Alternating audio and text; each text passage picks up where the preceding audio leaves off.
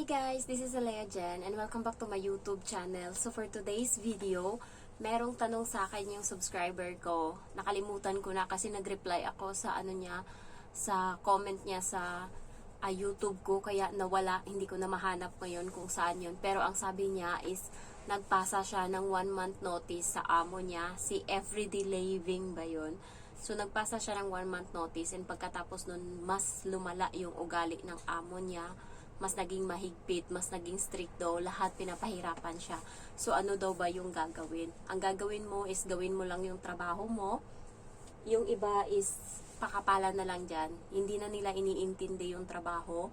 So nagtatrabaho sila, pero hindi na sila nape-pressure katulad dati. Kasi wala na sila magagawa eh. Andun ka na sa punto na kung ayaw ka na nila, nagpasa ka na ng 1 month notice, pero kung ayaw ka na nila, tanggalin ka nila, di magbayad sila ngayon ng on the spot na terminate sa'yo. So, yung ibang mga ganyan na naka 1 month notice na, hindi na sila masyadong nagtatrabaho, hindi na sila takot sa galit ng amo nila. Kung pinapahirapan sila, patigasan na lang kayo dyan. Kung utusan ka, gawa ka lang, kalmahan mo lang, hindi yung katulad dati. Kasi nga, niisip mo isang buwan ka na lang eh. Wala na silang magagawa, kahit sigawan ka nila dyan, hindi ka rin naman nila masasaktan. Ang kailangan mo lang proteksyonan dyan is yung mga gamit mo na hindi ka lagyan ng mga alahas dyan, pera, na kunwari nagnakaw ka. Pero kung sa mga trabaho, huwag mong ini-stress yung sarili mo. Kung pahirapan ka, di ba, sabihin sa'yo na gawin mo tong ganito, kalmahan mo lang, gawin mo lang. Pero yung anuhin mo na kailangan katulad dati na natataranta ka, kapag may inuto sila, sige lang, gawin. Alam mo yung kapag pinagawa ka dito tapos sabihin hindi sapat, ganyan, sige ulitin ko na lang po. Pero mabagal lang, hayaan mo na hindi matapos yung trabaho sa isang araw. Huwag mong pressure yung sarili mo katulad dati. Yung ibang nakilala ko nakikipagmatigasan sila sa amo nila. Nung naka-break na sila ng contract, hindi na sila masyadong gumagawa, nakaupo na lang sila. So, kung yung amo mo mapikon sa ganyang gawain mo, hanggang sigaw lang yan, pagkatapos niyan, palayasin, ganyan. Pero hindi yung aanuhin kanila. Kung gusto mong hamunin talaga ng break contract yung mga yan, ganyan yung gagawin mo. Pag ako nga dito, tapos ginawan ako ng ganyan, yung mas nag-iba yung ugali sa akin, hindi na ako masyadong magagawa ng trabaho ko katulad dati. Hahayaan ko yan. Gagawin ko lang yung mga gagawain na alam kong kailangan. Pero yung mga iba, hindi na. So, depende yan sa inyo. And also, yun nga yung Indo na katulong ng parents ng amo kong babae. So, din nila, pinag-iinitan din nila nung bago, nung hindi na siya magre-renew. Pinag-iinitan nila, hindi na nila masyadong kinakausap. Naiiyak, pero tuloy lang siya sa trabaho niya. May mga time pa na sinisigawan siya ng amo niya kasi una, magiging mabait sa kanya. Pinipilit siya, bakit hindi ka mag-renew, ganyan, mabait. Tas biglang, nung final na ayaw niya talaga, biglang, sasabog na naman, sisigaw na naman, pahirapan na naman siya. So, tiniis niya lang, minsan naiiyak siya, titingin siya sa akin. Nagbago lang yon nung naawa kasi ako sa kanya, sinabihan ako ng amo ko na kausapin siya na mag-renew. And sinabi niya na sa akin na pinapahirapan na siya ng matanda. Inaano na yung mga niya, grabe na yung pinapagawa sa kanya. So, sinabihan ko yung amo kong babae na kasi ayaw nilang tumanggap na hindi na mag-renew yung katulong. Tapos sabi ko sa kanila, kaya siya hindi mag-renew kasi yung anak niya is nandun nakatira sa boyfriend niya.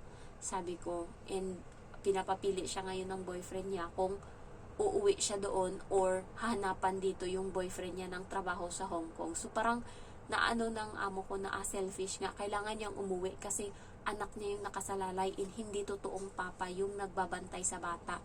Boyfriend niya lang. Kaya pwedeng ma-rape o kaya parang naintindihan nila yung sitwasyon ng katulong.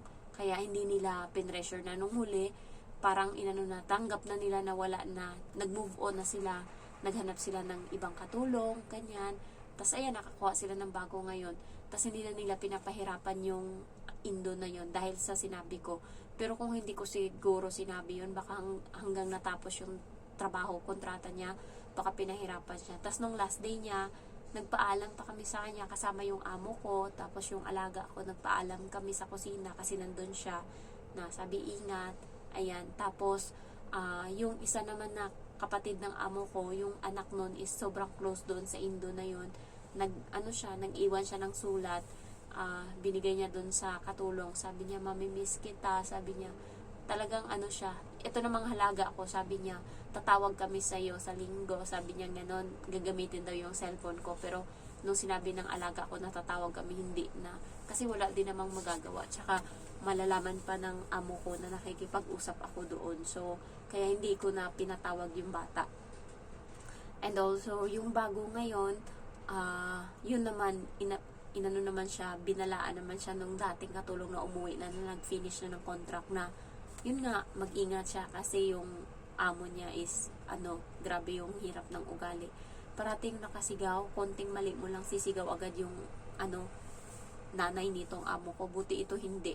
Sigaw-sigaw siya sa akin. Kay away kaming dalawa. So, hindi siya sumisigaw. Hindi niya pa ako nasigawan sinigawan niya lang ako nung hindi naman, hindi sadya. Galit siya sa bata. Nag-away sila ng bata. Pinahiya siya ng bata sa harap ng mga magulang niya. Sinaktan siya ng bata. Minura siya. Tapos yun, parang napahiya siya, nagalit siya. Tapos, sinabihan niya ako na wag mo nang suotan ng damit. Tapos hindi ko narinig kaya sumigaw siya, wag mo na suotan ng damit. Ayun. Di napatigil ako. Tapos parang hindi naman ako nasaktan nun kasi nga parang hindi naman sa akin yung sigaw na yun, kundi dahil sa dala na talaga ng galit, halo-halo na. Kaaway sila ng amo kong lalaki. Nakaraang gabi pa. So, kagabi pala. Kasi kagabi day off ko, diba? So, kagabi nakaraang araw pa pala sila nag-away kasi nga hindi siya sinundo ng amo kong lalaki. Naglakad silang dalawa ng bata pa uwi. So, nauna yung amo kong lalaki umuwi. Tapos kagabi, nag-away sila. Sigawan na naman sila. Nandito ako sa kwarto.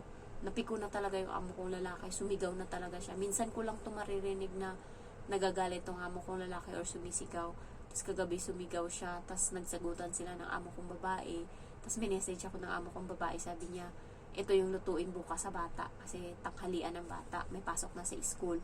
Sabi ko, oo. Tapos yun, kaninang umaga, hindi sila talaga nagpansinan dalawa. Pero yung amo kong babae, parang gusto niya nang mamansin. Pero yung lalaki na puno na talaga sa kanya. Kasi parati siyang ganyan. Hindi siya pinansin ng amo kong lalaki. Tapos hindi kumain yung amo kong lalaki dito sa bahay ngayong gabi. Silang dalawa lang. Tapos pag uwi ng amo kong lalaki, ang haba na ng, nakagano na, mahaba na nga yung niya dito. Nakagano na nga, gumanon pa talaga. Tagaganyan na siya. Tapos binati ko siya, sabi ko magandang gabi. Sabi niya magandang gabi din. Tapos yung amo kong babae nandiyan, hindi niya pinansin. Hindi nandaanan niya lang, naligo siya. Nag-cellphone siya, hindi niya talaga pinansin. Tapos yung amo kong babae parang nahiya ba or naawa siya sa sarili niya. Hindi siya pinansin ng amo kong lalaki. Kasi grabe na kasi siya, yung ugali niya hindi na din maintindihan. Tinanong ko yung bata, ano ba pinag-awayan nila? Marites ako ng bata kaninang hapon nung sinundo ko. Sabi niya, tinapon ni ng tatay niya daw yung yung botelya ng tubig, yung bote, yung plastic bottle na nalagayan ng tubig, tinapon daw sa basurahan. Nagalit na daw yung amo kong babae kasi i-recycle niya daw yun. So yun lang yung dahilan. Kaya nagsabong sila, tas napiko na yung amo kong lalaki sa ganyang ugali niya siguro. Kaya yun na, nag-away na sila, tas hindi na nagpansinan. Buti nga pag hindi nagpapansinan kasi maaga ako natatapos eh. So yung mga ganyan, wala ka namang nagagawa, nagpasa ka na ng 1 month notice mo, tiyagain mo na lang, mabilis lang yan. Nagpasa siya, alam ko April 30, so May 30 siya uuwi. Akala ko nga mag-on the spot yan eh, ng break ng contract. Tapos maganda guys, mag-email kayo sa immigration kung gusto nyo mag-break ng contract. Walang gastos, email ka lang kaysa sa maghulog-hulog ka sa post diyan sa Dropbox sa baba. So ayaw niyang maniwala sa akin nung una na magpasa ng sa email. Ang ginawa niya is munta siya doon, may immigration to sa kanila. Tapos biglang hindi naman pala yun. Kasi iba talaga yung pinaka-immigration talaga na para sa mga domestic helper. Nandun talaga sa Chong Kwan O. Tapos sa iba siya napunta. Doon daw sa kanila sa Chunwan. Hindi naman yun. Kaya sabi niya, tama ka nga sa email lang. So pina-email siya. Tapos nag-reply agad yung immigration na yung letter mo na-receive ko na, ibibigay ko na ngayon to sa sa department kung saan to dapat. Ayan. So ayan, nag-break na siya ng contract, titiisin niya na lang ngayon yung, consequence. Gano'n naman yun eh. Mabilis lang yung isang buwan. Hindi mo lang talaga anuhin. Bago lang kasi din siya, first timer siguro. Ate-ate pa nga tawag niya sa akin. So, ibig sabihin, mas bata siya sa akin. So, tiyaga lang, hindi niya pa nga bawi na siguro pagka nakasahod siya ngayon. Kaso may babayaran siyang uniforme. So, sabi ko sa kanya, tatawag siya ng pulis pagka bababa na siya para hindi siya makabayad ng uniforme kasi wala naman tayong law dito sa Hong Kong na pagbayarin ka ng uniforme and pinapirma siya doon sa papel na, yun nga, na magbayad siya. Sabihin niya lang na finor siya na magpirma in first day niya sa trabaho. Alam nga naman hindi ka pipirma, paano gawin mo sa buhay mo. So, pwedeng ganun para hindi ka makabayad doon sa uniforme ang mahal. So, yun lang guys. Thank you for watching and I love you all. Bye-bye.